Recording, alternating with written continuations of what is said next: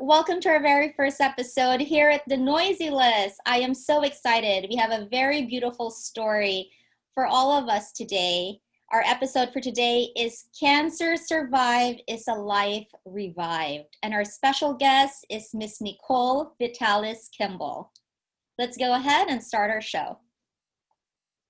Welcome, welcome. I'm so excited. Our special guest for our first episode here at the Noisy List, Cancer Research in the Oncology Department, Nicole Vitales-Kimble. Welcome, Nicole.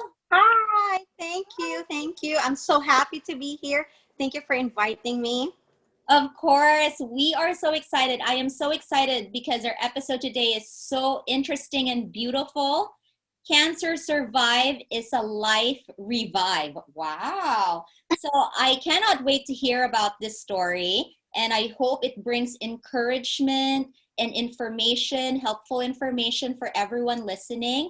So, okay, let's get started. Nicole, for everyone watching, there will be English subtitles and closed captioning, but we will be speaking in Tagalog English for our fellow citizens, our kababayans, our Filipino citizens that are watching us, okay?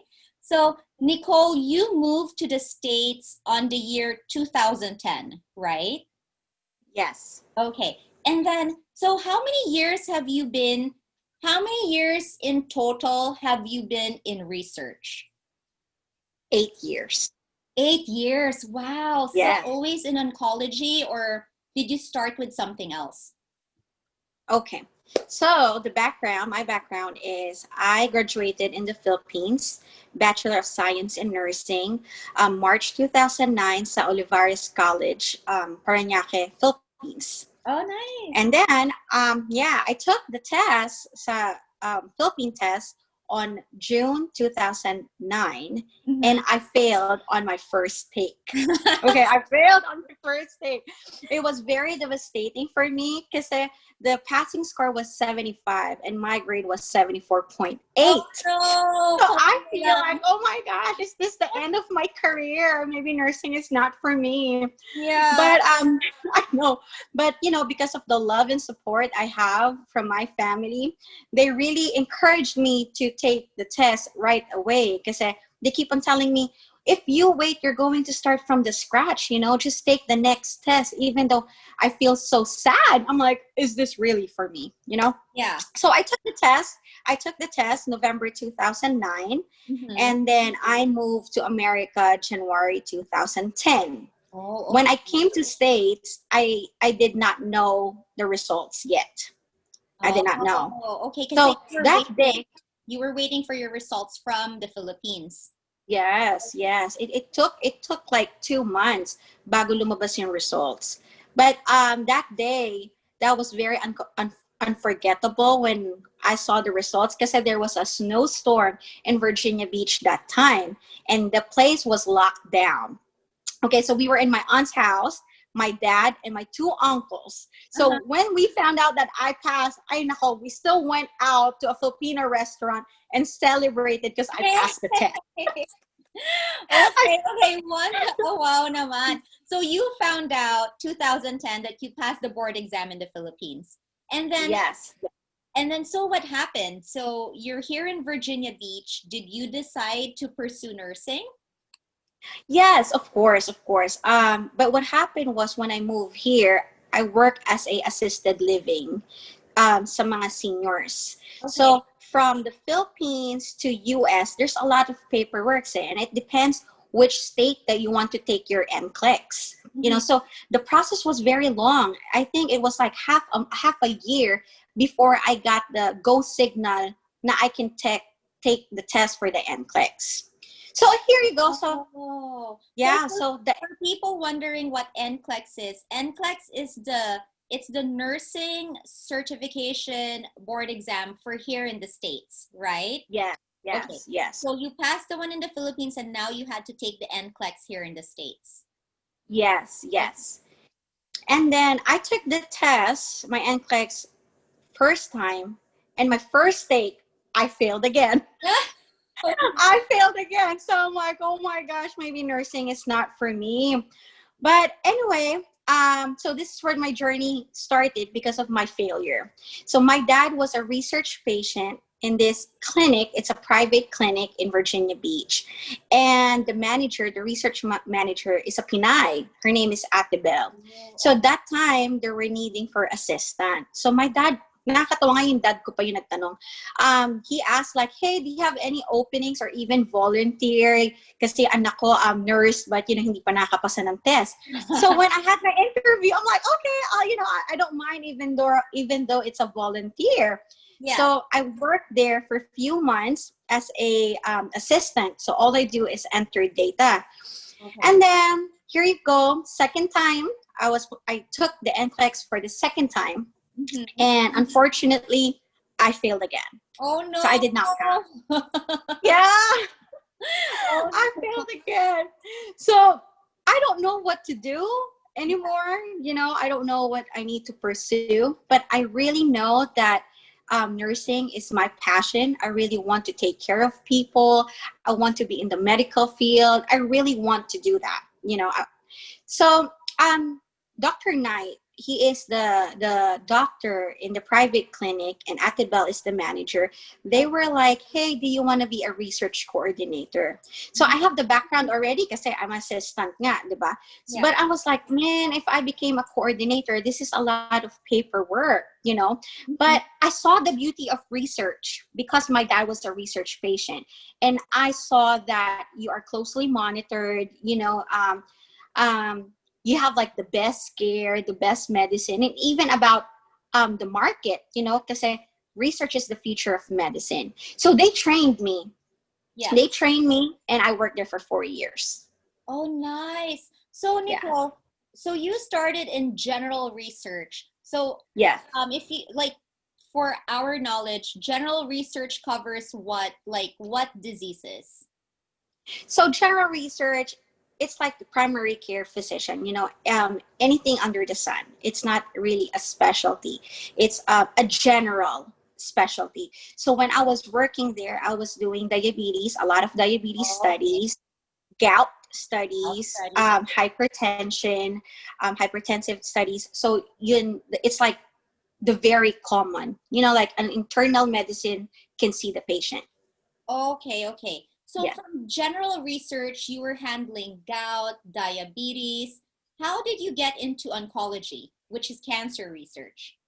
Okay, so, life changed. Mm-hmm. I got married January 2014, and then we decided to move to Charlotte, North Carolina. So my husband moved first around like July, and then I moved around October. When I moved to Charlotte, I was still working in a general research field, but I want to grow. So I keep on applying in different kinds of area of research, but unfortunately, walang nag-hire. So I stayed there in sa general research, and most of my research studies is about with kids, with children, like the asthma, so more on kids. And I stayed there for 18 months. Okay. But the real story is around like May, after 18 months, I wasn't happy in Charlotte because I am so far from family. It's only me and my husband, and it's sad. It's sad. I don't feel motivated in sa work where I go. And I cannot forget na nasa Washington, D.C. kami, renewing my Philippine passport. And then I got a call from the research manager where I'm working right now. And she was like, hey, are you still interested to work in oncology research? 18 months after. Wow. Okay, and I was ready to go back to Virginia Beach. Okay. So 18 months. So from Virginia Beach, you were in general research, you moved to North Carolina, which is about how many hours is Virginia to North Carolina by car? 5.5 hours drive. Yeah. And then you were still in general research, and then you applied to be in cancer research, but you didn't hear anything from them. Yes. Not until 18 months, a year and a half. Yes. And then from there, you transitioned. You got into cancer research. Yes, that is the reason why I stayed in Charlotte. You know, Oh, you were saying because you weren't really happy also being in Charlotte with in doing Charlotte, research. yes, especially in like into general research, I wasn't motivated or challenged anymore. You Oh, know, it's like an everyday task na lang. You know, hindi na siya challenging for me. So I'm like, I think I need to go somewhere else. But when I got the call and I got the job, that was one of the reasons I stayed in Charlotte. okay. So now you're in a whole different field. Now you are in oncology, which is cancer research, and you're feeling challenged. You're learning a whole different field. So tell us, if you could share with us, how was it being now, because cancer is such a major, serious, you know, illness that every time somebody, that's something that somebody doesn't want to hear, right? When you go Right, to a right, doctor, when you go right. to to see a doctor, you don't want to hear that word. You don't want to hear the C word. Um, so how was it now being in the cancer research department? So, cancer is a very scary word. You know, when you hear it, it's like it's end of life or end of the world for a patient. But what I believe, this is my belief, that cancer is just a disease, but not an illness. It's like, you know, everybody has cancer cells. It's just about mag-activate yun cancer cells. But everybody is may risk sila na to have cancer. But what I've really learned based on my experience, I'm a cancer survivor. I'm a cancer survivor. So Wow. my story is, um, February of 2014, I had a pap smear, and my pap smear was abnormal. So they found out that my HPV. But that time, it's only HPV, and the numbers are just up, low, high, down, you know. Hindi pa siya significant. But around February of 2017, it was confirmed that I have a cervical cancer. Oh my, So cervical cancer. Yes. okay. And then that's February 2017. And March of 2017, my parents, my mom and dad, decided to go back to the Philippines. So, you know, before I found out the diagnosis, I know already they're going home. So I didn't tell them because I don't want them to worry, or I don't want them to stay here Mhm. because of that, you know. Yeah. So at first, like I said, it was very scary, but that experience made my life a different phase, different kind of life, because that in that situation, I'm not a medical provider. Okay, I'm not a medical personnel. I am a patient. So lahat ng background, education, you know, the career, I don't remember anything. Nakalimutan ko lahat. All I know is I have cancer. Am I going to beat this? That's all I can think of. You know, My so goodness. yeah, so sitting sa infusion with all this patient, and they were like, "Oh, you're so young. What is your case?" And then, you know, you start talking, and then malalaman mo na lang na they have stage 4 cancer. And I'm like, "Oh, that's worse than my case." But they are more grateful, they're more thankful, they're more cheerful, they're more faithful. I'm like, these people, they know they're close to end of life, but they are more, you can see the happiness, at saka talagang grateful sila in life, you know. Yeah. So I've learned that in this cancer field, you just need to keep on fighting, and your life, the test will be your testimony for other people. And that time it was a mess for me, right? So that mess, I know someday it will become a message. Wow. Oh my goodness. So this wow, this is like a full circle, because you were in cancer research, and then in 2014 you got tested for HPV, and then in 2017 you received the news that you were confirmed for cervical cancer. And then Yes, now, and then at that time you became the patient. right. Yes, Wow. yes, This is, but yes. thank goodness now you are fully recovered. Yes. Yeah. Yes. Thank you, Lord. To God be the Yes, so this glory. is why, yeah, this is amazing. So this is why our episode is Cancer Survive is a Life Revive. So that's Yes. really, wow, that is really, really encouraging.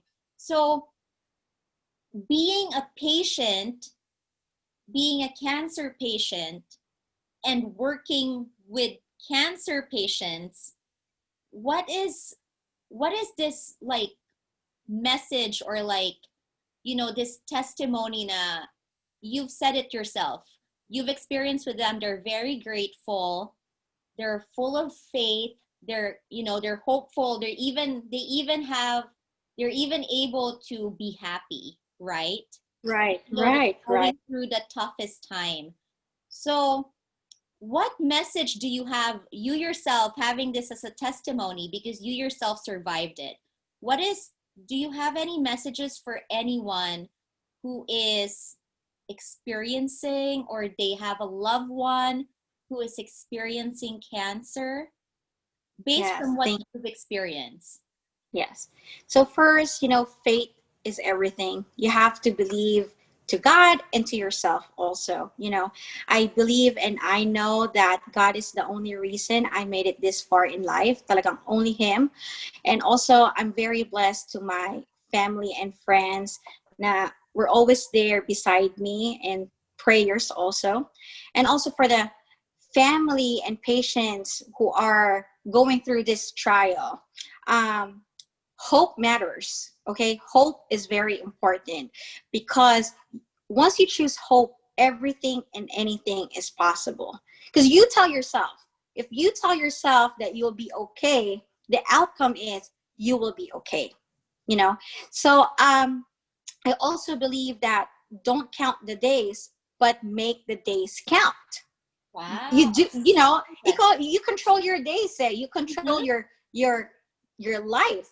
It's I will make this day a good day, and the outcome is it's going to be a good day. And also for the patients who are in this trial, like I said, keep calm and keep fighting. You're doing great, and you might have cancer, but cancer does not have you. Oh, that is so beautiful. That is such a beautiful, beautiful message. Hope and faith matters because when you have Yes. that, anything is possible. Don't count the days, but make the days count, right? Right. Oh Yes. goodness. So wow, Nicole, thank you so much for sharing that message with us. So I want to you've experienced, as you've shared with us, and this is such a beautiful story, you've experienced failures, starting from nursing. It sounds like it, right? I mean, not like it Yes. sounds Yeah. like, but it was such a journey. Yeah. From taking your board exam from the Philippines and taking your board exam from the Philippines and you didn't pass the first time, and then you took it again, and then you had to take your board exam here in the States, and then it didn't work out. So how about for anyone out there who is, they think they're experiencing failure or failures at the moment, especially at the times nowadays, it's so hard, hindi natin alam, we have no idea what's happening. It's like, Right. it's Right. like we have this feeling of the unknown, which is kind of hard Right. because we always want to know what to do. Like we kind of want to have an idea, we want to be kind of in control. So what Right. is your message in regards, to failure and having to deal with the unknown? Like when you yourself were diagnosed with cervical cancer, that was right. That was something of the Yeah. unknown. Yeah. Right. Right. So I keep on saying this one, but this is really what we need to do is we need to believe in God's perfect timing, because everything happens for a reason. We have to believe that failure does not define us. It's a process of success. Also, when you fail, it doesn't make you worthless. Yeah. Kasi like my personal experience, nag-self-pity na nga ako kasi point 2 lang, hindi ko pa nakuha.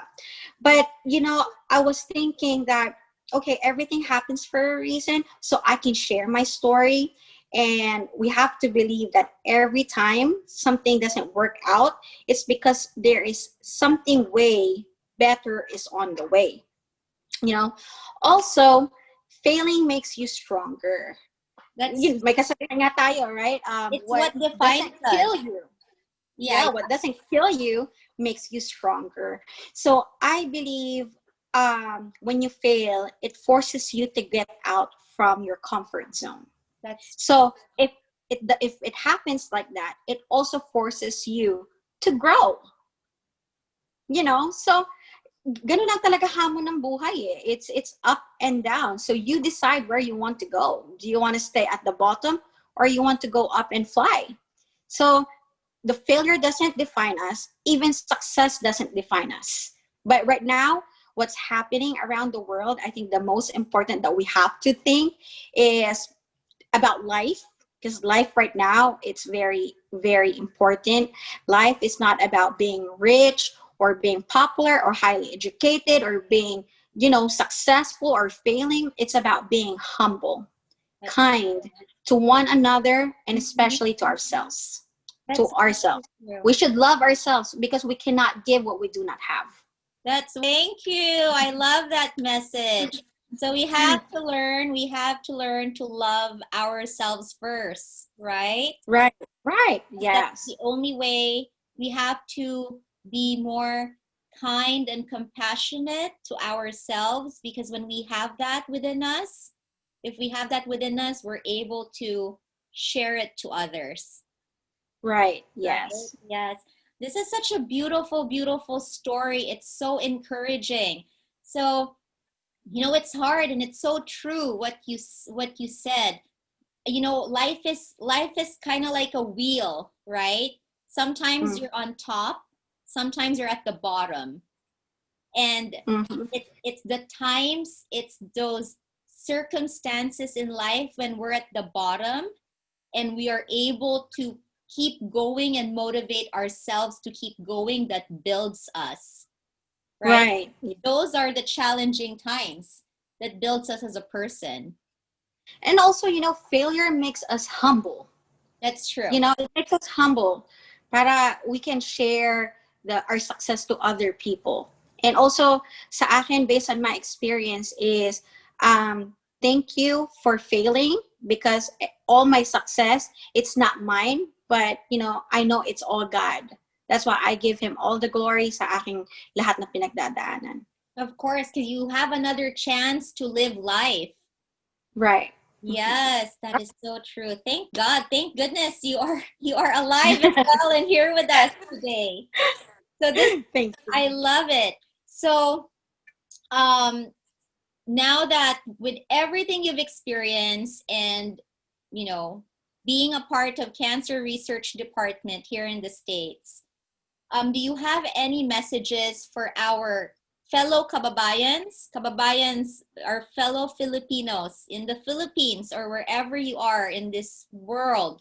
Do you have at least 3 advices that you can share with them in regards to healthy habits or lifestyle that could at Okay. least, help out in some sort of like prevention in regards to Okay. just cancer or being healthy? Okay. So first, eat a healthy diet. I mean, a well-balanced diet. Walang healthy diet, but we need a balanced diet. Everything in moderation. Mhm. Um, get vaccinated. Kasi dito sa States, very important yung vaccine. Kung wala kang vaccine, you cannot go to school. Pero You how know, for about in the Philippines, wherein at least what are the important vaccines? If somebody lives in the province where people don't really prioritize vaccines. What are some important vaccinations that you think they should always have, put importance? hepatitis. Hepatitis. Hepatitis. Okay. Yes. So because hepatitis B can increase the risk of developing liver cancer. Mm, And also HPV vaccine, because HPV can lead to cervical and other genital cancers. okay. Okay. Yeah. So healthy diet, everything in moderation, even partying. Yes, alcohol, drink alcohol in Smoking. moderation, smoke, no smoking. No But smoking. also, my third and the most important is get a regular medical care and do self-exam. Kasi yung mga annual exam natin, this is the best way to detect cancer early. And which is, if it's detected early, most likely the treatment will be successful. Okay, but these things that I'm sharing with you, Crystal, this is not a guarantee for cancer prevention. This is only the things I'm sharing with you. It might reduce the risk. So remember, right now, it's prevention is better than cure. That's true. That's true. Yeah. Yeah. Kasi you want to get into the point wherein you're going to prevent the illness into becoming a disease. Yes. When it becomes a disease, that's when you have to go through the recovery. Yes. Okay, but thank you so much. So for everyone out there, Filipinos or non-Filipinos, just in general, when it comes to just being healthy, everything in moderation, right? Yes. Your vaccines, I know some of us don't believe in vaccines, but at least consider the important ones, such as hepatitis, right? Yes. Even HPV in regards, especially with women, for our reproductive health. And lastly, try to see the doctor at least once a year. Diba? Right. And when you see the doctor, ask your doctor, how do I do a self-examination, right? So that we ourselves, the women, we ourselves can check ourselves for breast cancer. I know we have like a self-examination for breast cancer. Right. Yes. Yeah. Wonderful. Thank you so much, Nicole Vitales-Kimble. Thank you. This is such a beautiful story. So for everyone, I know Nicole shared a lot of information, and she went through so much from her journey leaving the Philippines and then making it here in the United States. From nursing, it didn't work out, to now being in cancer research, and also being a cancer patient and surviving it. So have faith, right? Have faith and trust in, I don't know if you guys believe in God or you believe in source energy, but have faith in divine timing, because there are just things that we don't know, but let's have faith that everything is working out for our best, or there's a lesson there. There's a lesson to be learned with all our failures. All right, you guys. Thank you, Nicole, again for being our very first guest at our first episode here at the Noisy List. We hope to see you guys all again for a new story here at the Noisy List. Be kind to each other, and let's all share love, and let's all be love ourselves first, right? Yes. All right. Thanks, Nicole Vitales-Kimble. Thank you. Bye. Bye, everyone. See you guys again next time. Bye.